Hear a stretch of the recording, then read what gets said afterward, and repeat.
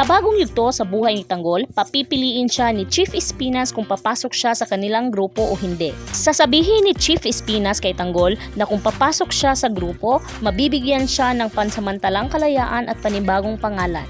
At sasabihin din ni Chief Espinas na kung hindi siya papasok sa grupo, may taong gusto siyang tapusin at malaki ang ibibigay sa kanila. Pero kung siya'y papayag, bibigyan nila ng proteksyon si Tanggol. Kung kaya't, hindi mag-aatubaling tatanggapin ni Tanggol ang inaalok ni Chief Espinas.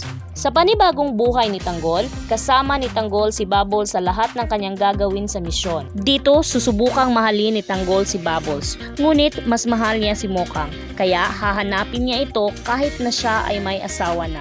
Sa kabilang banda, sa bagong buhay ni Mokang, makikita ni Tanggol na masaya na ito sa piling ng kanyang asawa na si Ramon. Kaya pipilitin niyang lumayo na lamang. Ngunit makikita si Tanggol ni Olga na siyang magpapanggap na kakampi ni Tanggol.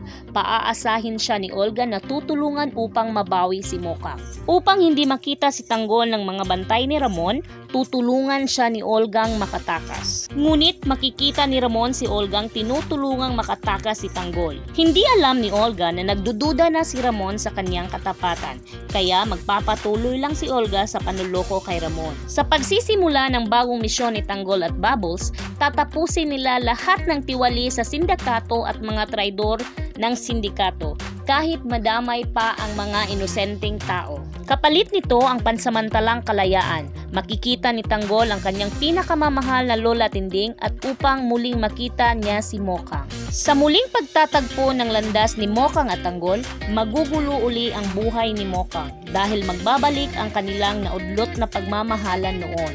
Dito, magkakasubukan si Ramon at Tanggol ng kanilang lakas. Sa labis na pag-aalala ni Mokang, gagawa siya ng paraan upang tumigil sila. Kaya tatakutin niya si Tanggol at Ramon na tatapusin ang kanyang buhay.